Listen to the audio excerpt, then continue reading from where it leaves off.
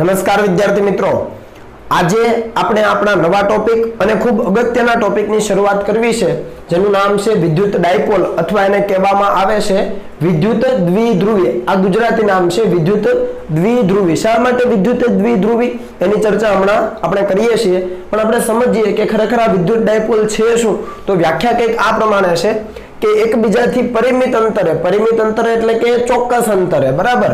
તો એકબીજાથી પરિમિત અંતરે આવેલા બે સમાન મૂલ્યના અને વિજાતીય પ્રકારના વિદ્યુત ભારોથી બનતી રચનાને વિદ્યુત ડાયપોલ અથવા વિદ્યુત દ્વિધ્રુવી કહેવામાં આવે છે. ફરીથી રિપીટ કરીએ, એકબીજાથી ચોક્કસ અંતરે આવેલા એટલે કે પરિમિત અંતરે આવેલા બે સમાન મૂલ્યના અને વિજાતીય પ્રકારના વિદ્યુત ભારથી બનતી રચના એને કહેવાય વિદ્યુત ડાયપોલ. તો અહીંયા તમે જુઓ કે બે સમાન મૂલ્યના વિજાતીય પ્રકારના વિદ્યુત ભારો આપણને જોઈશે, તો એકને કહીએ પ્લસ ક્યુ, બીજાને કહીએ માઇનસ ક્યુ, અને એમની વચ્ચેનું પરિમિત અંતર એટલે કે ચોક્કસ અંતર, એ ચોક્કસ અંતરને ધારી લો કે આપણે કહી દઈએ L = 2a.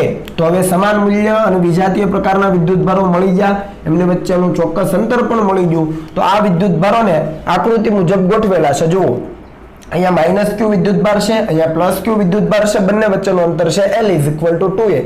તો આ જે રચના બને છે મિત્રો, એ રચનાને કહેવામાં આવે છે વિદ્યુત ડાયપોલ, બરાબર.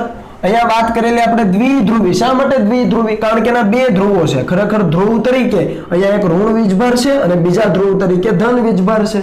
ખ્યાલ આવે છે? એક ધ્રુવ તરીકે ઋણ અને બીજા ધ્રુવ તરીકે ધન વીજભાર છે. તો આને કહેવાય વિદ્યુત દ્વિધ્રુવી, જેના વચ્ચેનું અંતર આપણે લીધેલું છે 2a. અંતર કોઈ પણ લઈ શકાય, પણ આપણી સરળતા માટે આપણે 2a લીધેલું છે. ઓકે, તો આ વસ્તુ ક્લિયર થઈ ગઈ છે. તો આગળ વધીએ કે વિદ્યુત ડાયપોલ મોમેન્ટ શું છે. કેમ કે આ એકવાર જો આપણને વિદ્યુત ડાયપોલ વિશે ખ્યાલ આવી ગયો છે, તો એના ઉપરથી આ વિદ્યુત ડાયપોલ મોમેન્ટ ખૂબ અગત્યની ભૌતિક રાશિ છે, એ વ્યાખ્યાયિત કરી શકાય. એનું સૂત્ર કંઈક આ પ્રમાણે થાય, સદિશ P = Q × 2a. અને કઈ રીતે સમજી શકાય? તો નીચે લખેલું છે કે સદિશ P = Q એટલે બે માંથી કોઈ એક વિદ્યુત ભારનું મૂલ્ય, બંનેમાંથી કોઈ એકનું મૂલ્ય લઈ લો, મૂલ્ય તો સમાન જ છે, સમાન મૂલ્યના છે બંને. તો બે માંથી કોઈ એક વિદ્યુત ભારનું મૂલ્ય એટલે Q × 2a. 2a શું છે? તો કે બંને વચ્ચેનું અંતર, તો કે બે વિદ્યુત ભાર વચ્ચેનું અંતર. આ બંનેનો તમે ગુણાકાર કરી દો એટલે આપણને શું મળી જાય? વિદ્યુત ડાયપોલ મોમેન્ટ, અથવા ખાલી ડાયપોલ મોમેન્ટ કહીએ તો પણ ચાલે.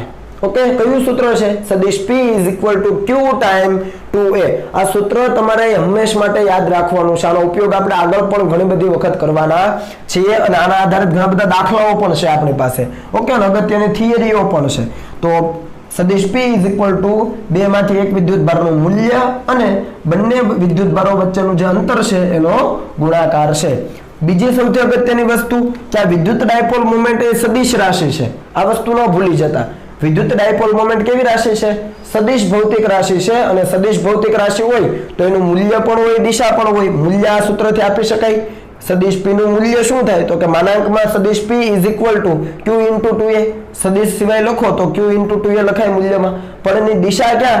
તો કે આની અંદર જ એની દિશા છે. એની દિશા છે ઋણ વીજભારથી ધન વીજભાર તરફ. ખાસ સમજો, ભૂલ ન થાય. એની દિશા છે ઋણ વીજભારથી ધન વીજભાર તરફ. એનો મતલબ કે જો આપણે દર્શાવવું હોય તો આ રીતે દર્શાવાય. એરો ખાસ જોજો, એરો કઈ તરફ? ઋણથી ધન તરફ. અને આ છે સદિશ P = Q × 2a. ઓકે, ફરીથી રિપીટ કરીએ કે ડાયપોલ મોમેન્ટ છે સદિશ ભૌતિક રાશિ છે, એની દિશા ઋણ વીજભારથી ધન વીજભાર તરફની હોય છે, જે મેં અહીંયા આકૃતિમાં દર્શાવેલું છે. મિત્રો, તમને યાદ અપાવી દઉં કે જ્યારે આપણે વિદ્યુત ક્ષેત્રની વાત કરતા હતા ત્યારે વિદ્યુત ક્ષેત્રની દિશા ધનથી ઋણ હતી. ક્યાં હતી વિદ્યુત ક્ષેત્રની દિશા? ધનથી ઋણ, એટલે કે ધન વીજભારથી ઋણ વીજભાર તરફ. ખ્યાલ આવે છે? પણ અહીંયા ડાયપોલ મોમેન્ટ જે છે એની દિશા ઋણ વીજભારથી ધન વીજભાર તરફ છે. ખ્યાલ આવે છે? વિદ્યુત ક્ષેત્રની દિશા ધન વીજભારથી ઋણ વીજભાર તરફ અને ડાયપોલ મોમેન્ટની દિશા ઋણ વીજભારથી ધન વીજભાર તરફ. બંને એકબીજાની વિરુદ્ધમાં છે, ભૂલ ન થાય. ઓકે, તો આ વસ્તુ તમારે યાદ રાખવાની છે. તો આ હતી ડાયપોલની વાત અને ડાયપોલ મોમેન્ટની વાત. આપણને એવું થાય કે ડાયપોલ મોમેન્ટની અથવા વિદ્યુત ડાયપોલની ચર્ચા કરવાની શું જરૂર છે? તો મિત્રો, આપણી પાસે જે પણ અણુઓ છે, મોટા ભાગના અણુઓ, એની અંદર ડાયપોલ બનેલી હોય છે. જેમ કે અહીંયા જુઓ કે અમુક અણુઓ છે ડાયપોલના બનેલા હોય. દાખલા તરીકે HCl લો તો H+ અને Cl-, એક ધન વીજભાર છે, બીજો ઋણ વીજભાર જ છે. બંને વચ્ચે કઈક અંતર છે જેને તમે બંધ લંબાઈ કહો છો. અહીંયા આપણે એને કહીશું એને આપણે કહીશું અહીંયા બે વિદ્યુતભાર વચ્ચેનું અંતર. એવી જ રીતે H2O છે પાણીનું અણુ, તો H+H+, બરાબર, અને એનાથી અમુક અંતરે O-2 રહેલો છે, તો આની વચ્ચે પણ ડાયપોલ બને. એક ડાયપોલ અહીંયા બને કેમ કે અહીંયા O-2, તો અહીંયા O આની સાથે પણ છે, O આની સાથે પણ છે, ડાયપોલ અહીંયા બને, અહીંયા પણ ડાયપોલ છે. એવી જ રીતે CH+Cl માં CH+Cl-, રેડી, તો આની અંદર પણ ડાયપોલ છે. ટૂંકમાં જેટલા બધા અણુઓ છે આપણી પાસે એની અંદર મોટા ભાગના અણુઓ એવા છે કે એની અંદર ડાયપોલની રચના થયેલી હોય. ટૂંકમાં ધન વીજભાર અને ઋણ વીજભાર એકબીજાથી ચોક્કસ અંતરે ગોઠવાયેલા હોય છે, જેને તમે બંધ લંબાઈ તરીકે વ્યાખ્યાયિત કરો છો. સિમ્પલ. તો આ કારણથી આ અણુઓ ડાયપોલ ધરાવે છે, એ કારણથી આપણે એનો અભ્યાસ કરવો જરૂરી છે કે આ જે વિદ્યુત ડાયપોલ છે એની સાથે કેવી કેવી બાબતો જોડાયેલી છે. તો એ તમામ વસ્તુ આપણે 1 by 1 ભણવાના છીએ, પણ એ પહેલા આ સૂત્ર આધારિત આપણે થોડા દાખલાઓ કરી લઈએ, બરાબર. તો અહીંયા દાખલાઓ આપેલા હશે, આપણને કીધું છે કે આપેલા તંત્રની વિદ્યુત ડાયપોલ મોમેન્ટ ગણો. વિદ્યુત ડાયપોલ મોમેન્ટ એટલે કઈ રાશિ? સદિશ P ગણવાનો. યાદ રાખજો, P સદિશ છે, બરાબર, એ અદિશ નથી, એટલે એના ઘટકો પણ પાડવા પડે, અને ઘટકોની રીતે એનું મૂલ્ય આપણે એનું મૂલ્ય મેળવીએ છીએ, ખબર છે ને? બે સદિશો હોય તો વર્ગમૂળમાં a² + b² + 2ab cos θ, એ રીતે એનું મૂલ્ય પણ મેળવવાનું થાય, દિશા પણ મેળવવાની થાય. તો જોઈએ, પહેલો દાખલો છે, એમાં 3 વિદ્યુતભારો છે, +q, -2q, +q, બરાબર, અને આ તંત્રની વિદ્યુત ડાયપોલ મોમેન્ટ ગણવી છે. તો મિત્રો, વિદ્યુત ડાયપોલ મોમેન્ટ માટે આપણને શું જોઈએ? તો કે q × 2a, એટલે કે બેમાંથી એક વીજભારનું મૂલ્ય × 2a. પણ એ પહેલા ડાયપોલ તો બનવી જોઈએ ને, અને ડાયપોલ બનવા માટે એક વીજભાર ઋણ હોવો જોઈએ, એક ધન હોવો જોઈએ. અહીંયા ધન વીજભાર સિંગલ દેખાય છે, પણ ઋણ વીજભાર અહીંયા 2q છે. આ q છે તો આ 2q, એવું ચાલે નહીં. બંનેના મૂલ્યો કેવા હોવા જોઈએ? સમાન હોવા જોઈએ. તો હવે શું કરીશું? તો આ જે -2q છે એમાંથી એક -q આની સાથે અને એક -q આની સાથે, એવી રીતે ગણવાનું. સિમ્પલ. આ -2q માંથી એક -q આની સાથે ને એક -q આની સાથે, તો એક ડાયપોલ આ રીતે બની, બીજી ડાયપોલ આ રીતે બની. થઈ ગયું કામ ઈઝી. તો લખીએ આપણે. તો અહીંયા એક -q અને આ +q, તો વિદ્યુત ડાયપોલ મોમેન્ટની દિશા ક્યાં? તો કે ઋણથી ધન. યાદ રાખજો, હું રિપીટ નહીં કરું. તો આ દિશામાં. ખ્યાલ આવે છે? આપણે આ રીતે લખી શકીએ. તો અહીંયા હું લખી દઉં છું, P1 સદિશ = અથવા ખાલી P1 લખીએ, ચાલો ને, દિશા તો તમને ખ્યાલ જ છે. P1 = બેમાંથી એક વીજભારનું મૂલ્ય એટલે કે q, અને બંને વચ્ચેનું અંતર અહીંયા d છે, તો આપણે લખવું પડે d. સિમ્પલ. ફરીથી -q થી +q તરફ ડાયપોલ મોમેન્ટની દિશા, એ દિશામાંની જે ડાયપોલ મોમેન્ટ છે ને આપણે કહીએ P1 મૂલ્યમાં. તો મૂલ્ય શું થાય? તો કે બેમાંથી એકનું મૂલ્ય q અને બંને વચ્ચેનું અંતર d. એવી જ રીતે અહીંયા વિચારો, અહીંયા -q, અહીંયા +q, તો ડાયપોલ મોમેન્ટની દિશા ક્યાં? ઉપર તરફ. તો આ રીતે, અને એરો થશે ઉપર તરફ, બરાબર. તો દિશા આપણે દર્શાવી દીધી, મૂલ્ય દર્શાવીએ, અને એ ડાયપોલ મોમેન્ટને આપણે કહીએ, અહીંયા P1 કીધી, તો અહીંયા કહીએ P2. શું થશે P2? તો બેમાંથી એક વીજભારનું મૂલ્ય તો q જ છે, અને બંને વચ્ચેનું અંતર અહીંયા d આપેલું છે, તો d. ક્લિયર? તો આપણને ખબર છે કે ભાઈ આ બે ડાયપોલ છે પરસ્પર લંબ રૂપે ગોઠવાયેલી છે, અને ડાયપોલ મોમેન્ટ સદિશ રાશિ, તો એનું પરિણામી શોધી શકાય. તો પરિણામી શોધવા માટે શું કરવું પડે? તો કે આ બંને સદિશો એક જ બિંદુમાંથી દોરાયેલા છે, P1 સદિશ અને P2 સદિશ એક જ બિંદુમાંથી દોરાયેલા. તો સબાચો પૂરો કરી દઈએ આપણે. તમે વ્યવસ્થિત રીતે પૂર્ણ કરજો ભાઈ, હું અહીંયા વ્યવસ્થિત રીતે જ પૂર્ણ કરું છું, બરાબર. આ સબાચો પૂરો કર્યો, આ બિંદુથી વિકર્ણ જોડી દીધો, તો આપણને શું મળે? P નેટ મળી જાય. અને P નેટ કેટલું મળે? તો તમને ખબર છે, પાયથાગોરસ પ્રમેય. આ કર્ણ બન્યો, તો QD અને આ QD, તો તમારો જવાબ આવશે √2 ટાઈમ Q × D. ખ્યાલ આવે છે? ઘટકોના વર્ગોના સરવાળાનું વર્ગમૂળ, એ રીતે પણ તમે લખી શકો. એક છે i ની દિશામાં QD × i અને QD × j, અને એનું ઘટકોના વર્ગોના સરવાળાનું વર્ગમૂળ, એ રીતે પણ શોધી શકો. અથવા બે સદિશો હોય a અને b, તો શું લખતા હતા? વર્ગમૂળમાં a² + b² + 2ab cos θ, જ્યાં θ એ a અને b વચ્ચેનો ખૂણો, અહીંયા a તરીકે P1 છે, b તરીકે P2 છે, બંને વચ્ચેનો ખૂણો 90, તો cos 90 0, એટલે ત્રીજું પદ કેન્સલ.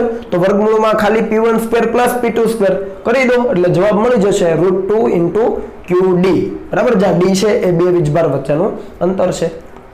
ઓકે. અહીંયા આવી જઈએ બીજા દાખલામાં. અહીંયા પણ સેમ પરિસ્થિતિ, +q છે, પણ -q સિંગલ નથી. અહીંયા -2q એક સાથે આપી દીધો છે તો શું વિચારવાનું તો કે 1 - q આની સાથે 1 - q આની સાથે સિમ્પલ બે ડાયપોલ બની ગઈ તો આપણે જોઈએ કે અહીંયા એક -q અને આ +q તો ડાયપોલ મોમેન્ટની દિશા ક્યાં તો આપણને ખ્યાલ આવે કે દિશા આ બાજુ મૂલ્ય કેટલું તો કે p1 એટલે બેમાંથી એક વીજભારનું મૂલ્ય અને એમની વચ્ચેનું અંતર અહીંયા l છે તો અહીંયા લખાય l હવે આવડે છે એવી જ રીતે અહીંયા -q અહીંયા +q તો આ બાજુ છે એ બીજી ડાયપોલ બની છે અને એની ડાયપોલ મોમેન્ટ આ બાજુ હોય દિશા દર્શાવી અને આપણે ડાયપોલ મોમેન્ટના મૂલ્યને કહીએ p2 તો p2 = અહીંયા q અહીંયા +q તો બેમાંથી એક વીજભારનું મૂલ્ય q અને બંને વચ્ચેનું અંતર છે l તો આ થયું q * l તો જુઓ બંને જે ડાયપોલ મોમેન્ટના સદિશો છે એક પેલી તરફ છે એક આ તરફ બંનેના મૂલ્યો સમાન દિશા પરસ્પર વિરુદ્ધ તો p નેટ કેવું થયું 0 થયું તો તમે સીધું અહીંયા લખી શકો કે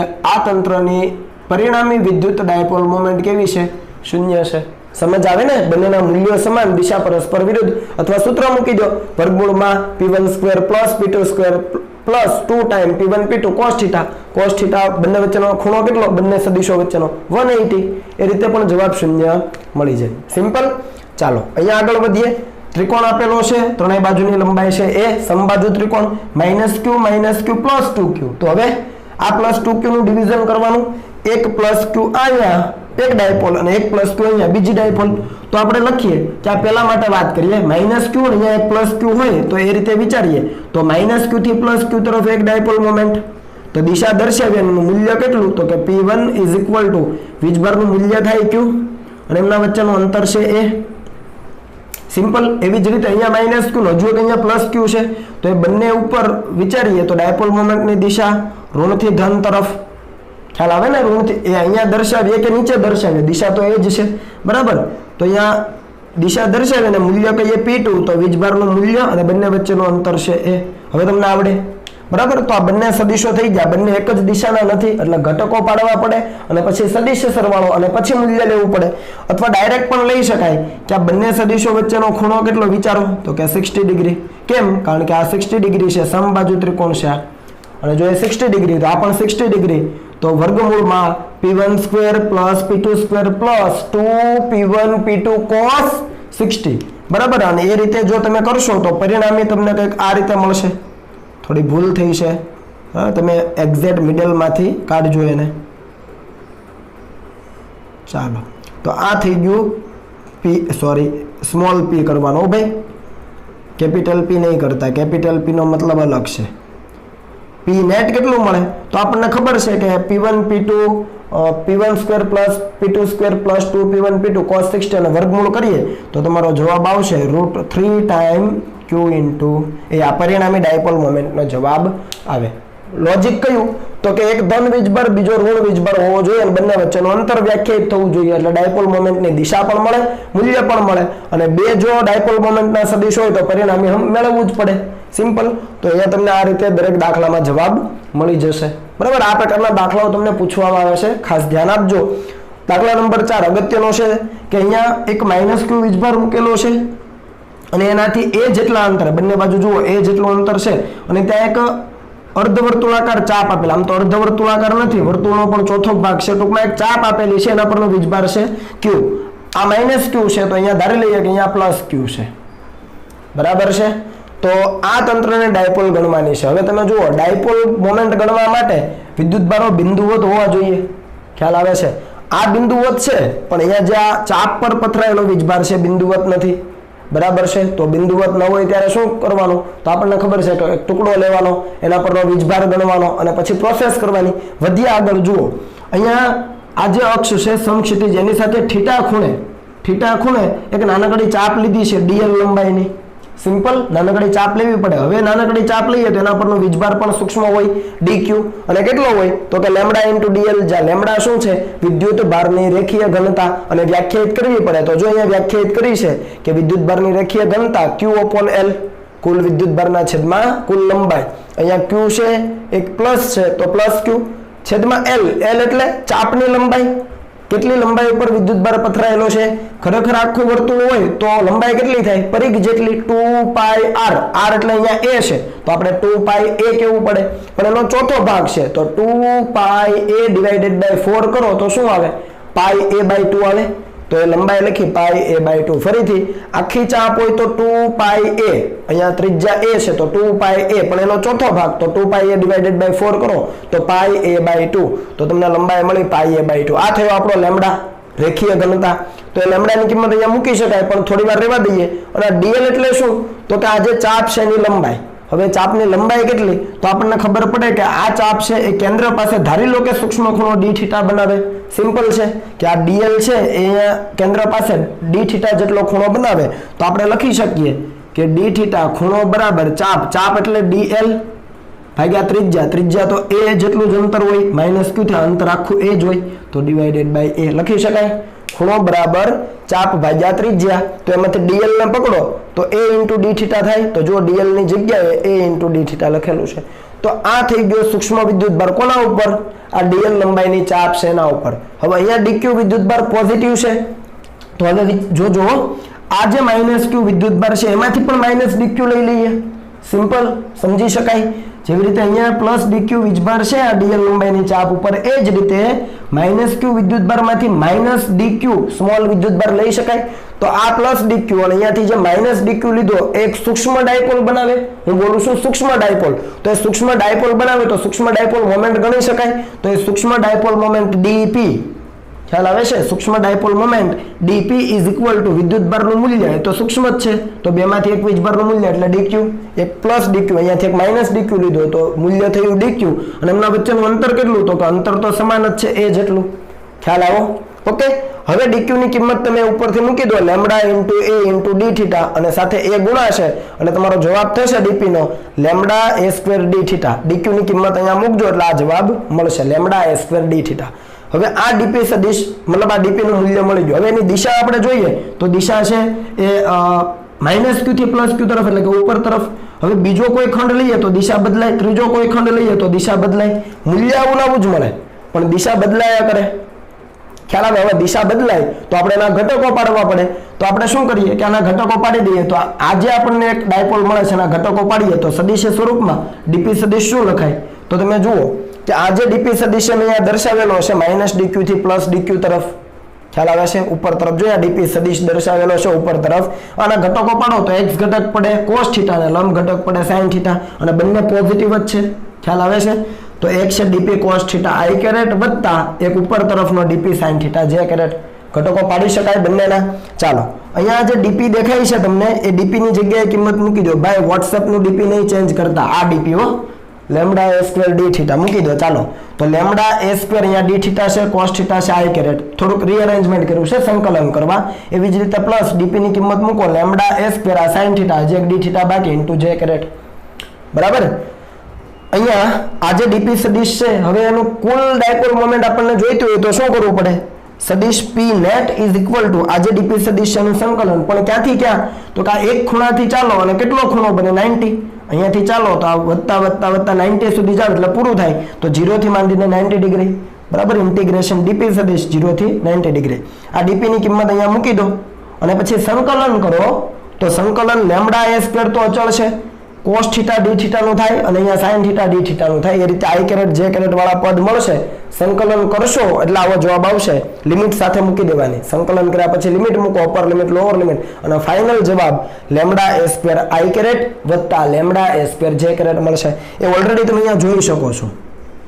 બંનેમાં એવું તો છે જ i કેરેટ j કેરેટ તો બંનેમાં છે તો lambda a² i caret lambda a² j caret તો છે જ એનો મતલબ કે આ cos θ dθ નું સંકલન કરો અને sin θ dθ નું સંકલન કરો અને પછી લિમિટ મૂકશો તો એનો જવાબ કેવો થઈ જશે બંનેમાં 1 1 સિમ્પલ બાકીના પદ એઝ ઇટ ઇઝ આવી ગયા છે તો આ મળી ગયું સદિશ સ્વરૂપમાં આનું મૂલ્ય આપણને જોઈતું હોય શું કરવું પડે ઘટકોના વર્ગોના સરવાળાનું વર્ગમૂળ તો આનું કરી દો મૂલ્ય મળી જાય અને એની અંદર લેમ્ડાની કિંમત મૂકી દો લેમ્ડાની કિંમત અહીંયા રહી શું કીધું ઘટકોના વર્ગોના સરવાળાનું વર્ગમૂળ કરી દીધું એટલે મૂલ્ય મળી ગયું મૂલ્ય મળી જાય એમાં લેમ્ડા તો હશે જ એ લેમ્ડાની કિંમત અહીંયાથી મૂકી દો એટલે અંતિમ જવાબ તમને મળશે p net એનો મોડ = 2√2 qa/π q એટલે આ જે વિદ્યુતભાર છે મૂલ્યમાં જ લેવાનો છે એટલે કોઈ પણ વિદ્યુતભાર લઈ શકો આપણે મૂલ્ય જ કાઉન્ટ કરેલું છે એ એટલે આ અંતર છે બરાબર છે ઉપર ગણો નીચે ગણો અને પાય અચળ છે તો 2√2 qa/π તમને જવાબ મળી જશે। મિત્રો, આ દાખલા ખૂબ અગત્યના છે, આ કન્સેપ્ટ પણ ખૂબ અગત્યનો છે, પરીક્ષામાં વારંવાર પૂછવામાં આવે છે, એટલે ખૂબ કાળજી રાખીને તૈયાર કરજો। ઓકે, તો હવે તમે કોપી કરી લો અને ત્યાર પછી આપણે અગત્યના ટોપિક તરફ આગળ વધીએ।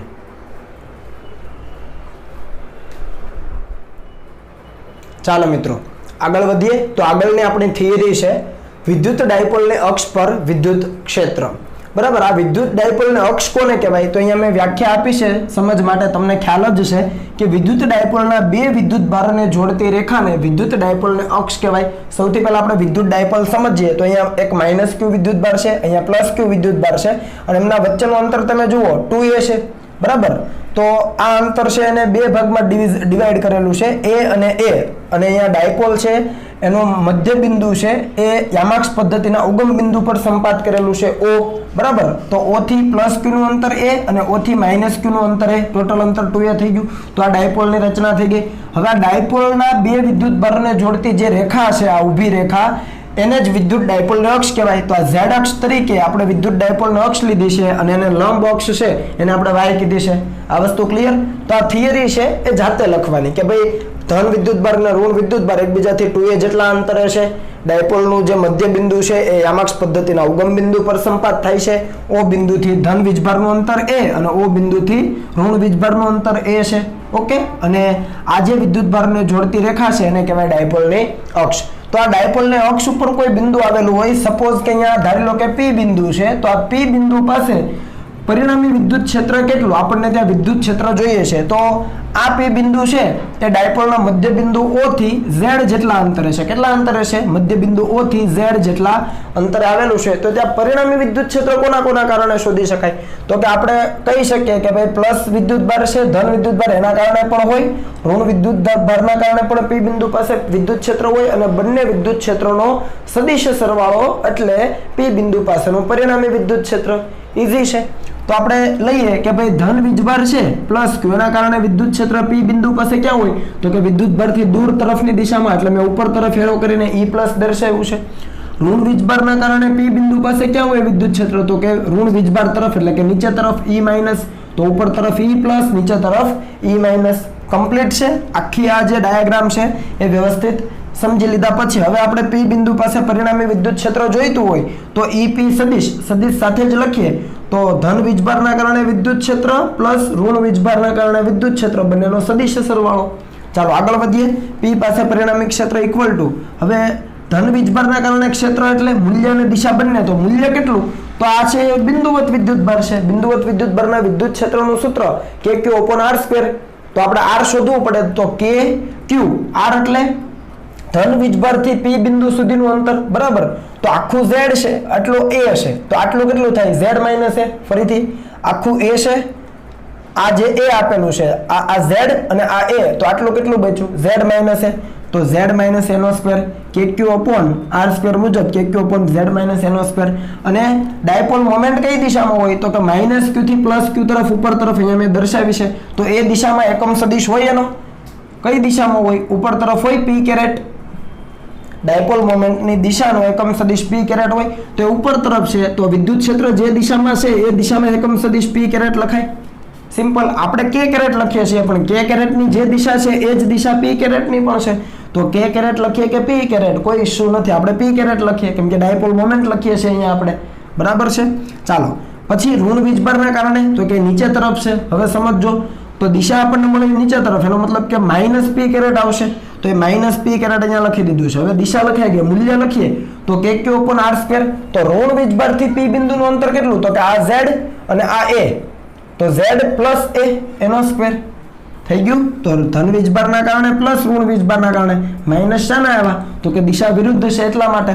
તો આ થઈ ગયું, આની અંદરથી KQ કોમન કાઢી લો। હવે મેથેમેટિકલ સ્ટેપ્સ છે આવડે, અહીંયા 1/z - a² -1/z + a² અને p કેરેટ બંનેમાં એ કોમન કાઢ્યા, KQ આ બાજુ કોમન કાઢ્યા, p કેરેટ પેલી તરફ કોમન કાઢ્યા। હવે તમને આવડે છે દ્વિપદી વિસ્તરણ। બરાબર, અને પછી ચોકડી ગુણાકાર કરી દો, આ પદનું વિસ્તરણ કરીને અહીંયા, આ પદનું વિસ્તરણ કરીને અહીંયા। ધ્યાન રાખજો વચ્ચે માઇનસ છે એટલે અહીંયા પદ છે પ્લસ હોય એ માઇનસ થશે અને માઇનસ હોય એ પ્લસ થશે, અને નીચે બંનેનો ગુણાકાર। તો ઉપર તમે કરશો એટલે તમને અહીંયા કે ક્યુ તો છે જ, ઉપર વધશે 4az એ તમે કરજો, બરાબર છે. ચોકડી ગુણાકાર કરીને એનું સિમ્પ્લિફિકેશન કરજો 4az અને નીચે a - b a + b તો શું થાય a² - b² પણ એનો પણ સ્ક્વેર છે, સમજ આવે. a - b a + b તો એનો પણ સ્ક્વેર છે એટલે કે a² - b² એનો સ્ક્વેર, એનો મતલબ કે z² - a² આખાનો સ્ક્વેર ઇન્ટુ p કેરેટ તો છે જ. ચાલો હવે આ જે પદ છે એમાં ખાસ ધ્યાન આપો કે અહીંયા 4az છે એમાંથી q4 * a છે એમાંથી આપણે 2qa લઈ લઈએ. આટલું જે છે 4aq એમાંથી 2qa લઈ લઈએ ઇન્ટુ 2 હજુ બચ્યા તો આ 2qa એટલે શું થાય તો કે p સદિશ અથવા p નું મૂલ્ય ડાયપોલ મોમેન્ટ તો 2p થાય. આનો મતલબ આ q4a છે એમાંથી 2 કાઢી લઈએ અને 2qa બચ્યા તો 2q એટલે ડાયપોલ મોમેન્ટ નું મૂલ્ય તો 2p અને આ k * z તો છે જ. તો જુઓ 2p અને kz એટલે કે 2kpz શું ઉપયોગ કર્યો છે ડાયપોલ મોમેન્ટ નું મૂલ્ય = q ટાઈમ 2a તો એનો ઉપયોગ કરો અને અહીંયાથી 2 હજુ બચે તો એ 2 આગળ અને kpz બરાબર છે. આ k તમે જાણો છો 1/4πε0 p એટલે અહીંયા મૂલ્ય છે a અને z એટલે p બિંદુનું અંતર અને છેદમાં બાકીનું પદ as it is p caret પણ એઝ ઇટ ઇઝ. ખ્યાલ આવી જાય બરાબર. ચાલો તો આ થઈ ગયું બંને વિદ્યુતભારોના કારણે p બિંદુ પાસે ઉદ્ભવતા પરિણામી વિદ્યુત ક્ષેત્રનું મૂલ્ય અને દિશા બંને આવ્યું. ટૂંકમાં પરિણામી વિદ્યુત ક્ષેત્ર પણ આપણને ખબર છે કે જે અણુઓ છે એની અંદર જે અંતર છે 2a ધન અને ઋણ વીજભાર વચ્ચેનું અંતર એ 2a કેવું હોય ખૂબ સૂક્ષ્મ હોય, એંગસ્ટ્રોમના ક્રમનું. ખ્યાલ છે ને. તો એંગસ્ટ્રોમના ક્રમનું હોય એનો મતલબ કે 2a સૂક્ષ્મ હોય તો એ પણ સૂક્ષ્મ હોય. કોની સરખામણીએ તો કે આ અંતર z ની સરખામણીએ. તો લખી શકીએ કે બિંદુ ડાયપોલ માટે, બિંદુ ડાયપોલ શા માટે કારણ કે ધન વીજભાર અને ઋણ વીજભાર એકબીજાને ખૂબ નજીક છે, એમના વચ્ચેનું જે અંતર 2a છે એ ખૂબ સૂક્ષ્મ છે. એવા સંજોગોમાં આપણે આ જે ડાયપોલ મળે છે એને બિંદુ ડાયપોલ કહી શકીએ અને બિંદુ ડાયપોલ માટે z છે એ a કરતાં ખૂબ વધારે હોય. સિમ્પલ. તો અહીંયાથી આપણે નીચે એને અવગણી શકીએ, એને અવગણીએ તો a² પણ અવગણી શકાય તો z² ની સાપેક્ષમાં a² ને અવગણો તો નીચે શું બચે z² નો સ્ક્વેર z ની 4 ઘાત ઉપર એક z નીચે z ની 4 ઘાત તો નીચે z ની 3 ઘાત બચી. તો જુઓ લખ્યું છે p બિંદુ પાસે ક્ષેત્ર = 2kp આ z જતો રહ્યો 2kp/z³ * p કેરેટ. તો આ સૂત્ર તમે જોઈ શકો p બિંદુ પાસે પરિણામી વિદ્યુત ક્ષેત્ર છે એમાં 2 અચળ k અચળ અને p પણ અચળ.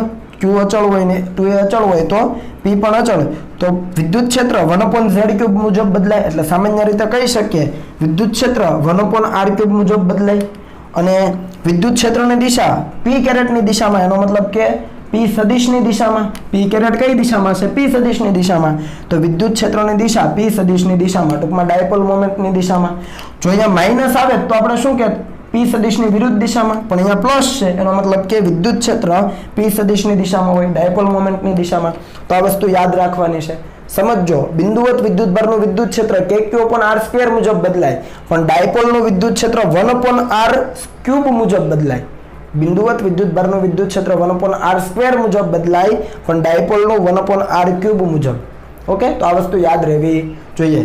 સિમ્પલ સ્ટેપ છે પણ ગણતરીમાં ધ્યાન આપજો, અગત્યની થિયરી છે.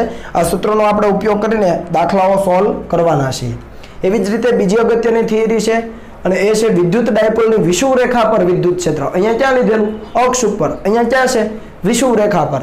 વિષુવ રેખા કોને કહેવાય તો આપણે સમજીએ કે વિદ્યુત ડાયપોલના બે વિદ્યુત ભારોને જોડતી રેખાના લંબ દ્વિભાજકને વિદ્યુત ડાયપોલની વિષુવ રેખા કહેવાય. જુઓ અહીંયા વિદ્યુત ડાયપોલ છે -q + q ટોટલ અંતર 2a બરાબર. ડાયપોલનું મધ્ય બિંદુ ઉગમ બિંદુ છે યમક્ષ પદ્ધતિનું ઉગમ બિંદુ અને O થી ધન વિદ્યુતભારનું અંતર a, O થી ઋણનું અંતર પણ a. એ થિયરી પોર્શન જાતે કરવાનો બરાબર અને એને z અક્ષ ઉપર સંપાત કરેલી છે. હવે આપણને કીધું છે કે આ વિદ્યુત ડાયપોલના જે બે વિદ્યુત ભારો છે એને જોડતી રેખાનો લંબ દ્વિભાજક, આ જે રેખા છે બંનેને જોડતેનો લંબ દ્વિભાજક એટલે બે સરખા ભાગમાં વિભાજન કરતી રેખા. તો એક્ઝેક્ટ મધ્ય બિંદુમાંથી આ લંબ રેખા y દોરીએ તો એને લંબ દ્વિભાજક કહેવાય. સિમ્પલ. બે વિદ્યુત ભારોને જોડતી રેખાનો આ જે લંબ દ્વિભાજક છે y અક્ષ એને કહેવાય એની વિષુવ રેખા. ક્લિયર. ચાલો તો આ વિષુવ રેખા પરનું જે p બિંદુ છે ત્યાં આપણને વિદ્યુત ક્ષેત્ર જોઈએ છે. તો આ થિયરી પોર્શન લખાઈ જશે તમારાથી અને તમે લખી લેશો હું માનું છું, તો પી બિંદુ પાસે બે વિદ્યુતભારના કારણે ક્ષેત્ર હોય, ધનના કારણે, ઋણના કારણે, જેવું આગળ લીધું, બંનેનો સરવાળો કરો, સદિશ સરવાળો, એટલે પરિણામી મળી જાય. તો સીધું લખીએ કે પી બિંદુ પાસે પરિણામી વિદ્યુત ક્ષેત્ર એટલે તો કે ધનના કારણે વત્તા ઋણના કારણે, સદિશ સરવાળો. હવે આપણે આ બંનેના મૂલ્યને દિશા લેવા પડે. હવે ધ્યાન આપજો, ધન વિદ્યુતભારના કારણે પી પાસે ક્ષેત્ર ક્યાં, તો કે દૂર તરફની દિશામાં, બંનેને જોડતી રેખા પર દૂર તરફની દિશામાં. મૂલ્ય કેટલું થાય, તો કે KQ/R², તો KQ, Q એટલે આ વીજભારનું મૂલ્ય, અને અંતર એટલે Q થી ધન વીજભારનું અંતર.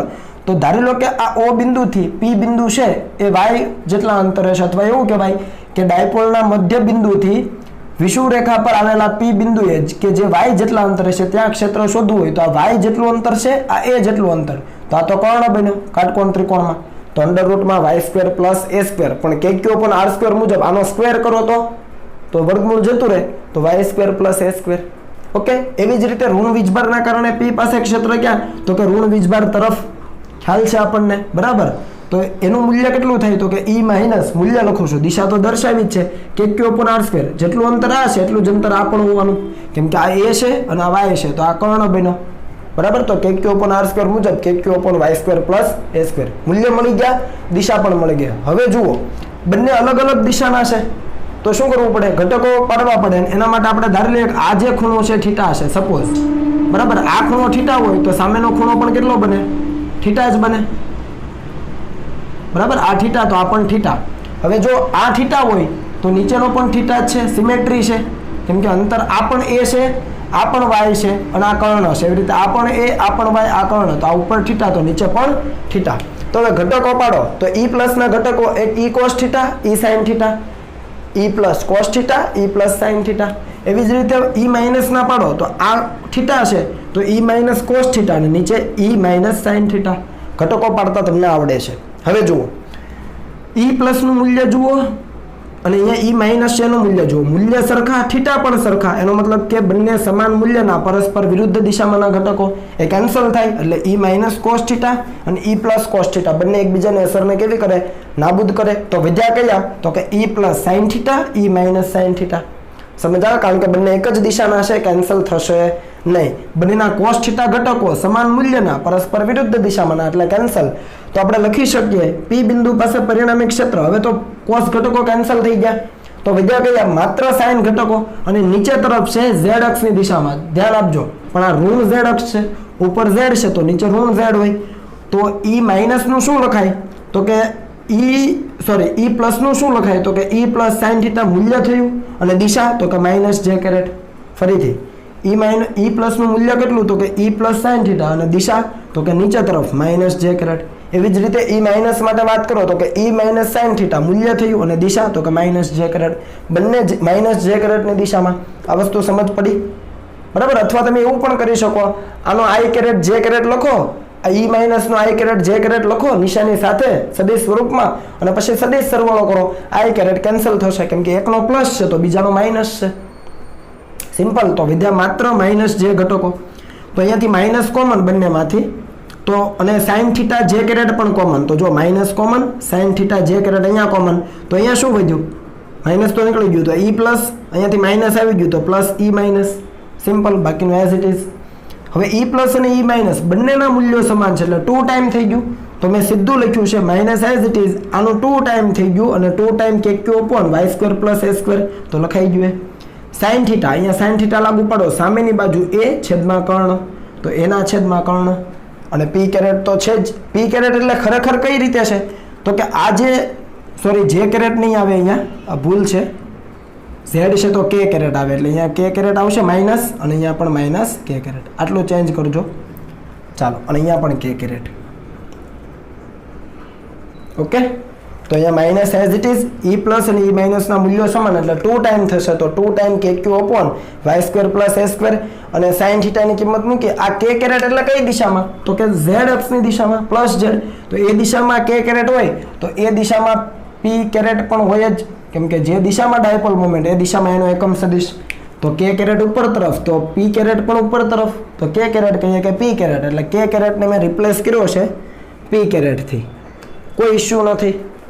ખ્યાલ આવે ને? જેવું અહીંયા કરેલું એ જ વસ્તુ અહીંયા છે કે કે કેરેટ લખો કે પી કેરેટ લખો, બંને એક જ દિશામાં છે, માત્ર દિશાથી મતલબ છે આપણને. ચાલો અહીંયા છે કે આ 2qa કઈ યાદ આવે છે? 2qa અથવા q * 2a છે. તો ડાયપોલ મોમેન્ટનું મૂલ્ય અહીંયા મૂકી દીધું છે કે એઝ ઇટ ઇઝ માઇનસ પણ એઝ ઇટ ઇઝ છેદમાં આની 1 ઘાત આની હાફ, તો y² + a² ની 3/2 * p કેપ. તો આ મળી ગયું p બિંદુ પાસે પરિણામી વિદ્યુત ક્ષેત્ર. ઈઝી. અને જો બિંદુ ડાયપોલની વાત કરીએ, ફરીથી 2a અંતર સૂક્ષ્મ, તો એ પણ સૂક્ષ્મ, તો આ એને અવગણી શકાય આ કન્ડિશન મુજબ.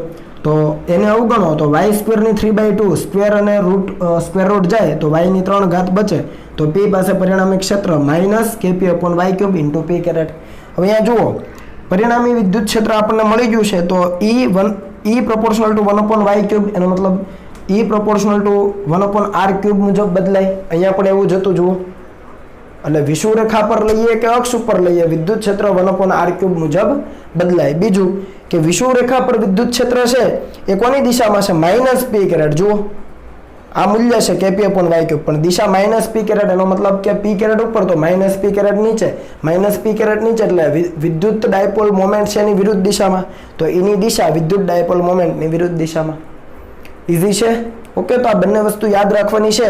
ફરીથી અહીંયા યાદ અપાવી દઉં કે અક્ષ પરનું વિદ્યુત ક્ષેત્ર છે કે વિષુવરેખા પરનું વિદ્યુત ક્ષેત્ર 1/r³ મુજબ જ બદલાય, પણ અક્ષ ઉપર વાત કરીએ ત્યારે વિદ્યુત ક્ષેત્ર ડાયપોલ મોમેન્ટની દિશામાં, અને વિષુવરેખા પર વાત કરીએ ત્યારે વિદ્યુત ક્ષેત્ર ડાયપોલ મોમેન્ટની વિરુદ્ધ દિશામાં.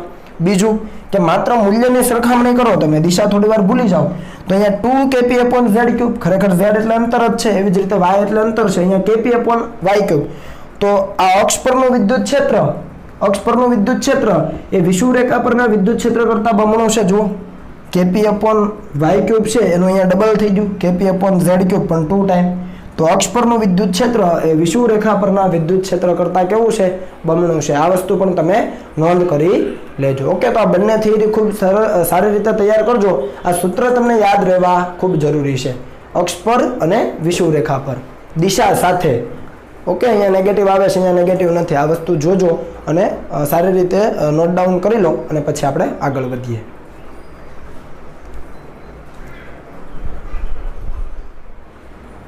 ચાલો મિત્રો, આગળની સ્લાઇડમાં આપણે એવું જોયું કે ભાઈ ડાયપોલ છે એની અક્ષ ઉપરનું બિંદુ હોય અથવા એની વિષુવરેખા ઉપરનું બિંદુ હોય તો વિદ્યુત ક્ષેત્ર કઈ રીતે શોધી શકાય. પણ માની લો કે બિંદુ એ રીતે આવેલું હોય કે જે અક્ષ ઉપર પણ નથી અને વિષુવરેખા ઉપર પણ નથી, તો એવા બિંદુએ વિદ્યુત ક્ષેત્ર કઈ રીતે શોધી શકાય એ આપણે ચર્ચા કરવી છે. તો ટાઇટલ છે કે વિદ્યુત ડાયપોલ વડે કોઈ પણ બિંદુએ વિદ્યુત ક્ષેત્ર. આ એવું બિંદુ કે જે અક્ષ ઉપર પણ નથી અને વિષુવરેખા ઉપર પણ નથી. અક્ષ અને વિષુવરેખા ઉપર હોય તો આગળની સ્લાઇડમાં જે સૂત્ર લીધા એ મૂકીને ઇઝીલી કાઉન્ટ કરી શકીએ, પણ એ સિવાયનું બિંદુ હોય તો એના માટે જુઓ અહીંયા આકૃતિમાં -q અને +q વિદ્યુત ભારો છે. ધારી લો કે એમના વચ્ચેનું અંતર છે 2a, એ તો આપણને ખબર જ છે. તો આ ડાયપોલની રચના થઈ અને ડાયપોલ મોમેન્ટની દિશા ક્યાં? તો કે ઋણથી ધન વીજભાર તરફ, પહેલી તરફ. તો અહીંયા p સદિશ દર્શાવ્યો છે ઋણથી ધન તરફ, અને ત્યાંથી એ ડાયપોલ મોમેન્ટ સાથે થીટા ખૂણો બનાવતી દિશામાં r જેટલા અંતરે બિંદુ p આવેલું છે. ફરીથી ડાયપોલ મોમેન્ટ સાથે થીટા જેટલો ખૂણો બનાવતી દિશામાં r જેટલા અંતરે p બિંદુ આવેલું છે. તો ત્યાં આપણને વિદ્યુત ક્ષેત્ર જોઈએ તો આપણને ખબર પડે કે -q ના કારણે પણ હોય, +q ના કારણે પણ હોય, પણ તકલીફ એ છે કે આ p બિંદુ નથી તો અક્ષ ઉપર કે નથી વિષુવરેખા ઉપર. જોઈ શકો તમે, ખ્યાલ આવે છે? તો આ બિંદુએ વિદ્યુત ક્ષેત્ર શોધવા શું કરવાનું? તો મિત્રો આપણને ખબર છે કે ડાયપોલ મોમેન્ટ સદિશ છે એ સદિશ રાશિ છે, એનો મતલબ કે વિદ્યુત ડાયપોલ મોમેન્ટ એ પોતે કેવી રાશિ છે? સદિશ રાશિ છે. ઓકે, અને સદિશ રાશિ હોય તો એના બે ઘટકો વિચારી શકાય. કયા ઘટકો? તો એક કે આપેલી બિંદુની દિશાનો ઘટક અને આપેલી બિંદુને લંબ ઘટક. બરાબર, બંને વસ્તુ થાય. એક છે બિંદુની દિશાનો ઘટક અને બીજો ઘટક બિંદુની લંબ દિશાનો ઘટક. તો અહીંયા આપણે આ જે ડાયપોલ મોમેન્ટ છે સદિશ p, એનો p ની દિશાનો ઘટક વિચારીએ. આ ખૂણો ઓલરેડી આપણને આપેલો છે રકમમાં થીટા. તો p બિંદુની દિશાનો ઘટક કયો થાય? આ p, આ થીટા, તો આ ઘટક થાય p cos θ. એની દિશા મેં દર્શાવી છે p બિંદુ તરફ, અને એનો એક્ઝેક્ટ લંબ ઘટક થાય p sin θ. બરાબર છે? સદિશોના ઘટકો તમને પાડતા આવડે છે. આ સદિશ p હોય, આ થીટા હોય, તો બિંદુની દિશાનો ઘટક જે પહેલી વાત આપણે કરી એ p cos θ બને, અને એનો એક્ઝેક્ટ લંબ એટલે કે બિંદુની લંબ દિશાનો ઘટક બને p sin θ. તો એનો મતલબ કે આ જે મૂળ ડાયપોલ છે એ આ બે ઘટકોની પરિણામી ડાયપોલ છે. ફરીથી આ જે મૂળ ડાયપોલ છે એ આ બંને ઘટકોની પરિણામી ડાયપોલ છે, અથવા બીજા શબ્દોમાં એવું કહેવાય કે આ જે મૂળ ડાયપોલ છે એમાંથી બે ડાયપોલ બની છે. એક p cos θ ડાયપોલ છે અને બીજી p sin θ છે, જે દિશા સાથે દર્શાવેલી છે. હવે જુઓ, p બિંદુ આ p cos θ ને અક્ષ ઉપર કહેવાય, યસ, અને p બિંદુ p sin θ જે ડાયપોલ છે એની વિષુવ રેખા ઉપર કહેવાય, યસ. આને આપણે કેન્દ્ર કહી દઈએ, ધારી લો કે બિંદુ O. ખ્યાલ આવે છે? એટલે p cos θ ને અક્ષ ઉપર p બિંદુ છે અને p sin θ ની વિષુવ રેખા ઉપર p બિંદુ છે. હવે આપણા માટે કામ ઈઝી છે. તો p cos θ ને અક્ષ ઉપર p બિંદુ હોય તો ત્યાં વિદ્યુત ક્ષેત્ર કઈ દિશામાં? તો આપણને ખબર છે કે p cos θ છે ટૂંકમાં અક્ષની દિશામાં જ, અથવા ડાયપોલ મોમેન્ટની દિશામાં જ, બરાબર. તો ડાયપોલ મોમેન્ટ પેલી તરફ છે તો એ દિશામાં વિદ્યુત ક્ષેત્ર હોય તો એ કેટલું હોય? તો સૂત્ર યાદ કરો, 2kp/r³. ત્યાં આપણે z³ લેતા હતા, 2kp/z³. અહીંયા અંતર r છે તો r³ આવશે. પણ અહીંયા p શું છે? તો કે p તરીકે p cos θ છે. ધ્યાન રાખજો, ખાલી p નથી, p cos θ છે. આ એક ડાયપોલ થઈને આપણા માટે, તો p cos θ. તો અક્ષ ઉપર વિદ્યુત ક્ષેત્ર આપણે E1 કહીએ. ખ્યાલ આવે છે? ડાયપોલ મોમેન્ટની દિશામાં, તો p ની દિશામાં એટલે આ રીતે, ડાયપોલ મોમેન્ટની દિશામાં આ રીતે. તો E1 2k અને p એટલે p cos θ અપોન અંતર એટલે કે r³. સિમ્પલ. એવી જ રીતે બીજી ડાયપોલ વિચારો, p sin θ. p sin θ ની વિષુવ રેખા પર p બિંદુ છે તો વિષુવ રેખા પર kp/r³ લખાય. આપણે ત્યાં y³ લેતા હતા, kp/r³. તો આની વિષુવ રેખા પર છે તો જુઓ k, p એટલે p sin θ. ખ્યાલ આવે છે? kp, p એટલે p sin θ અને અપોન r³. તો E2 મળી ગયો. તો E1 પણ મળી ગયો, E2 પણ મળી ગયો. બંને પરસ્પર કેવા છે? લંબ છે. તો બંને સદિશ રાશિઓ છે વિદ્યુત ક્ષેત્ર, તો એનું પરિણામી મળી જાય. સબાચનો નિયમ પૂરો કરો, E નેટ આપણને મળી જાય. ખ્યાલ આવે છે? અહીંયા ખાસ ધ્યાન રાખજો, p જે લઈએ છે ડાયપોલ મોમેન્ટનું મૂલ્ય 2kp/r³ અથવા kp/r³ માં p તરીકે એકવાર p cos θ આવે અને બીજી વખત p sin θ આવે, કારણ કે મૂળ ડાયપોલને બે ઘટકોમાં વિભાજિત કરેલી છે. ઓકે, ચાલો.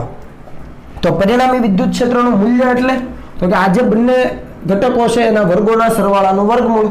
તો લખી શકાય, જુઓ, પહેલો ઘટક છે E1 એનો વર્ગ વત્તા બીજો ઘટક છે E2 એનો વર્ગ અને એનું વર્ગમૂળ. અથવા તમે લખી શકો વર્ગમૂળમાં E1² + E2² + 2E1 E2 cos θ, જ્યાં θ E1 અને E2 વચ્ચેનો ખૂણો હોય તો 90 છે. તો 2E1 E2 cos 90 એ પદ 0 થઈ ગયું. તો E1² + E2² એનો વર્ગમૂળ, તો એ જ વસ્તુ છે. જુઓ, કિંમતો મૂકી દીધી. અહીંયા kp/r³ એનો સ્ક્વેર વત્તા kp/r³ એનો સ્ક્વેર, એટલે સ્ક્વેર રૂટ કાઢો તો kp/r³ કોમન નીકળી જાય અને વર્ગમૂળમાં 4 cos² θ + sin² θ, 4 cos² θ + sin² θ, સાદુરૂપ આપો sin² + cos² 1 થાય અને અહીંયાથી હજુ 3 ટાઈમ cos² θ વધે તો વર્ગમૂળમાં 1 + 3 cos² θ બચે. આ સાદુરૂપ તમે આપજો, બે સ્ટેપ કરવાના છે. તો પરિણામી વિદ્યુત ક્ષેત્રનું મૂલ્ય મેળવ્યું kp/r³ વર્ગમૂળમાં 1 + 3 ટાઈમ cos² θ. ઓકે, તો આ થઈ ગયું મૂલ્ય. હવે પરિણામી જે વિદ્યુત ક્ષેત્ર છે એની દિશા કેટલી? તો આપણે અહીંયા લખી શકીએ કે ભાઈ પરિણામી જે વિદ્યુત ક્ષેત્ર છે E નેટ એનો વિદ્યુત ડાયપોલની અક્ષ સાથે ખૂણો, ખરેખર વિદ્યુત ડાયપોલ આ રીતે છે, આ રીતે. તો અહીંયા આ રીતે દર્શાવી શકીએ જસ્ટ સમજ માટે. આ ડાયપોલની દિશા જ છે, ડાયપોલ મોમેન્ટની દિશા જ છે. એની સાથે પરિણામી કેટલો ખૂણો બનાવે છે? તો આ θ છે તો આ પણ θ જોવાનું, સમજ માટે લખું છું, કેમ કે આ દિશા તો એક જ છે અને એની સાથે આ ખૂણો, તો આ ખૂણો બને θ, આ θ તો આ પણ θ, બરાબર. તો પરિણામી વિદ્યુત ક્ષેત્રનો ડાયપોલની જે અક્ષ છે એની સાથે ખૂણો, આખો ખૂણો કેટલો? θ + α. ઓકે, તો અહીંયાથી આપણને θ તો રકમમાં આપ્યો હોય, આપણે આલ્ફા શોધવો પડે. તો આલ્ફા શોધવા માટે શું કરવાનું? તો કે આ તો કાટકોણ ત્રિકોણ બન્યો, ખરેખર આ 1 2, તો આ કાટકોણ ત્રિકોણ કેમ કે પરસ્પર લંબ છે આ બંને, તો કાટકોણ ત્રિકોણના કર્ણ બને E નેટ. તો E નેટ એટલે એના ઉપરથી આપણે tan α લખી શકીએ. સામેની બાજુ, સામેની બાજુ કેટલી? તો કે E2 જેટલી. આ બંને સમાંતર હોય તો E2 અને પાસેની બાજુ E1, તો સામેની બાજુના છેદમાં પાસેની બાજુ E2/E1. તો tan α = E2/E1 લખી દો મૂલ્ય. E2 નું મૂલ્ય આટલું છે, E1 નું મૂલ્ય આટલું, બંનેનો ભાગાકાર કરો, કેન્સલ થાય, કેન્સલ કરો. kp/r³, kp/r³, sin ના છેદમાં cos tan બને /2 તો છે જ. તો આ આપણને આના ઉપરથી θ જો આપેલો હોય તો આલ્ફા પણ મળી જાય, અને એકવાર આલ્ફા મળી જાય તો θ + α કરી શકાય. તો મૂલ્ય પણ મળી ગયું, દિશા પણ મળી જાય. આ જો આલ્ફા મળી જાય આપણને θ ઉપરથી તો આલ્ફાની કિંમત અહીંયા મૂકી દો, θ તો આપ્યો જ હોય, આપણને જવાબ મળી જાય. પણ કરવાનું શું, ફરીથી રિપીટ કરું કે જે મૂળ ડાયપોલ છે એ મૂળ ડાયપોલની અક્ષ ઉપર પણ પી બિંદુ નથી અને વિષુવરેખા ઉપર પણ નથી. તો મૂળ ડાયપોલના બે ઘટકો એવી રીતે પાડવાના જેથી એક ઘટક પી ની દિશામાં હોય અને બીજો છે પી ને લંબ રૂપે. એટલે એવું ગણી શકાય કે પી બિંદુ એક ડાયપોલની અક્ષ ઉપર છે અને પી બિંદુ બીજી જે ડાયપોલ છે એની વિષુવરેખા ઉપર છે, અને પછી અક્ષ ઉપર અને વિષુવરેખા પરના સૂત્રો લાગુ પાડીને તમે ઇઝીલી કાઉન્ટ કરી શકો. ઇઝી? ઓકે, એના આધારિત એક દાખલો લઈએ એટલે તમને સમજ આવે કે પી બિંદુ પાસે પરિણામી વિદ્યુત ક્ષેત્ર શોધો. તમે અહીંયા જોઈ શકો XY સમતલમાં એક ડાયપોલ મોમેન્ટનો સદિશ આપ્યો છે. ટૂંકમાં આ દિશામાં ડાયપોલ ગોઠવાયેલી હશે અને અહીંયા કોઈ ઋણ વીજભાર હશે, અહીંયા ધન હશે એટલે ઋણથી ધન તરફ પી સદિશની દિશા છે, સમજી શકાય. અને એ x અક્ષની દિશા સાથે 37 નો ખૂણો બનાવે છે. આટલું આપણને આપ્યું છે અને એક જસ્ટ પી બિંદુ આપેલું છે. આ પી બિંદુ પાસે પરિણામી વિદ્યુત ક્ષેત્ર શોધો. તો તમે જોઈ શકો કે પી બિંદુ આ જે ડાયપોલ છે નથી એની અક્ષ ઉપર આવેલું કે નથી એની વિષુવરેખા ઉપર આવેલું. એવા સંજોગોમાં શું કરવાનું, આના બે ઘટકો પાડો, એક પી બિંદુની દિશાનો ઘટક, બીજો પી ને લંબ ઘટક. તો જુઓ પી સદિશનો આ દિશાનો ઘટક કયો થાય, તો આપણને ખબર પડે કે પી cos 37, પી અહીંયા લખીએ આપણે પી cos 37, પી ની દિશાનો ઘટક, બરાબર. પી cos 37 અહીંયા મેં એરો તરીકે દર્શાવ્યું છે, અહીંયા તમે જોઈ શકો, બરાબર. આ પી cos 37 છે. તો cos 37 માટે અહીંયા ટ્રાયેંગલ બનાવ્યો છે, તમને આવડે છે. 30 cos એટલે પાસેની બાજુના છેદમાં કર્ણ, 4/5. તો અહીંયા લખાય p અને 4/5. તો 4p/5 ડાયરેક્ટ લખી દીધું છે મેં, આવડશે. એવી જ રીતે બીજો ઘટક કયો પડે, તો કે લંબ ઘટક પડે. લંબ ઘટક એટલે p sin 37. તો p sin 37, ચાલો 37 જુઓ 3/5, તો 3p/5 અહીંયા લખાઈ ગયો છે. તો બંને ઘટકો આપણને મળી ગયા છે, એક બિંદુની દિશાનો ઘટક અને બિંદુને લંબ ઘટક. હવે વિચારો આ જે મૂળ ડાયપોલ છે એ આ બંને ઘટકોની પરિણામી ગણી શકાય. ખ્યાલ આવે છે? આ જે મૂળ ડાયપોલ છે એ આ બંને ઘટકોની પરિણામી ગણી શકાય. તો આ પી બિંદુ આ 4p/5 જે ડાયપોલ છે એની અક્ષ ઉપર છે અને 3p/5 જે ડાયપોલ છે એની વિષુવરેખા ઉપર છે. ઓકે, તો અક્ષ ઉપર પી બિંદુ છે તો એના કારણે વિદ્યુત ક્ષેત્ર 2kp/r3, હું જનરલી r3 લઈ લઉં છું, બરાબર. તો E1 આ ડાયપોલના અક્ષ ઉપર છે પી બિંદુ, તો એ પી બિંદુ પાસે વિદ્યુત ક્ષેત્ર ક્યાં હોય, તો કે ડાયપોલ મોમેન્ટની દિશામાં. ડાયપોલ મોમેન્ટ પહેલી દિશામાં છે, આ એરો એ દિશા જ દર્શાવે છે, બરાબર. તો ડાયપોલ મોમેન્ટની દિશામાં એટલે પહેલી તરફ. તો E1 શું લખાય મૂલ્યમાં, દિશા તો મેં લખી જુઓ જમણી તરફ. તો E1 લખાય 2kp/r3. તો 2k, p એટલે 4p/5. મેં તમને કીધું જે ડાયપોલ તમે બનાવી છે એનું લખો.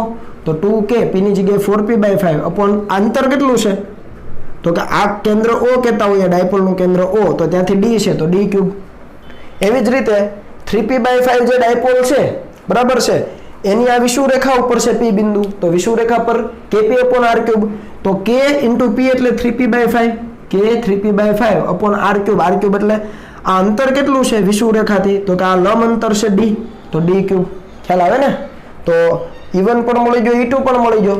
સદિશ સ્વરૂપમાં લખો તો E net સદિશ = E1 અને પોઝિટિવ x અક્ષ એટલે E1i કેરેટ, અને આના માટે E2 મૂલ્ય થયું અને નીચે તરફ છે y અક્ષ એટલે પડેની નીચે એટલે -j કેરેટ. તો સદિશ સ્વરૂપમાં E1i - E2j કેરેટ લખાય. બંનેના મૂલ્ય અહીંયા તમે મૂકી શકો એટલે સદિશ સ્વરૂપમાં વિદ્યુત ક્ષેત્ર મળે. અને જો એનું મૂલ્ય જોઈતું હોય તો ઘટકોના વર્ગોના સરવાળાનું વર્ગમૂળ, અથવા બંને પરસ્પર લંબ રૂપે છે, E1 અને E2 પરસ્પર લંબ રૂપે, તો વર્ગમૂળમાં E1² + E2² + 2E1 E2 cos 90 એ રીતે પણ તમે મેળવી શકો, બરાબર. દિશા તો ઓલરેડી આપણી પાસે છે જ, તો જરૂર નથી. ખ્યાલ આવે છે? અને તમારે જો જોઈતી હોય તો પરિણામી વિદ્યુત ક્ષેત્રની દિશા તમે અહીંયા મેળવી શકો, અને એ પરિણામી વિદ્યુત ક્ષેત્રનો x અક્ષની દિશા સાથેનો ખૂણો પણ મેળવી શકો tan θ લઈને. તો એ વસ્તુ ઈઝી છે, પણ જસ્ટ આપણે કન્સેપ્ટ સમજવાનો એ હતો કે ડાયપોલ એવી રીતે આપી છે કે જેથી કરીને આપેલું બિંદુ એ નથી એની અક્ષ ઉપર નથી એની વિષુવરેખા ઉપર. એવા સંજોગોમાં બે ઘટકો પાડવાના. બીજી વસ્તુ યાદ શું રાખવાની, તો કે અક્ષ ઉપર જ્યારે વાત કરતા હોઈએ, પી બિંદુ જ્યારે અક્ષ ઉપર હોય ડાયપોલની, ત્યારે વિદ્યુત ક્ષેત્ર ડાયપોલ મોમેન્ટની દિશામાં, ડાયપોલ મોમેન્ટની દિશામાં, અને જ્યારે અક્ષ ઉપર હોય ત્યારે ડાયપોલ મોમેન્ટની દિશામાં, પણ વિષુવરેખા ઉપર હોય ત્યારે ડાયપોલ મોમેન્ટની વિરુદ્ધ દિશામાં. ડાયપોલ મોમેન્ટ ઉપર તરફ, તો જો વિદ્યુત ક્ષેત્ર નીચે તરફ. ફરીથી રિપીટ કરું છું, જ્યારે કોઈ બિંદુ અક્ષ ઉપર છે ત્યારે વિદ્યુત ક્ષેત્ર કઈ દિશામાં? તો કે ડાયપોલ મોમેન્ટની જે દિશામાં છે એ દિશામાં વિદ્યુત ક્ષેત્ર, જ્યારે અક્ષ ઉપર હોય બિંદુ. જ્યારે વિષુવ રેખા ઉપર, આની વિષુવ રેખા ઉપર છે તો વિષુવ રેખા ઉપર વિદ્યુત ક્ષેત્ર ક્યાં? તો કે ડાયપોલ મોમેન્ટ જે દિશામાં છે એનાથી વિરુદ્ધ દિશામાં. અહીંયા પણ જુઓ, ડાયપોલ મોમેન્ટ જે દિશામાં છે એનાથી વિરુદ્ધ દિશામાં એનું ક્ષેત્ર છે. ખ્યાલ આવે છે? ઓકે, તો આ વસ્તુ તમારે ખાસ ધ્યાન રાખવાની છે ને એ રીતે તમારે આગળ વધવાનું છે. તો આ દરેક બાબતો આજે જે પણ કંઈ ભણ્યા એને ખૂબ સારી રીતે તૈયાર કરજો મિત્રો. આના આધારિત પ્રશ્નો તમને પરીક્ષામાં વારંવાર પૂછવામાં આવે છે. ઓકે, તો હવે તમે કોપી કરી લો.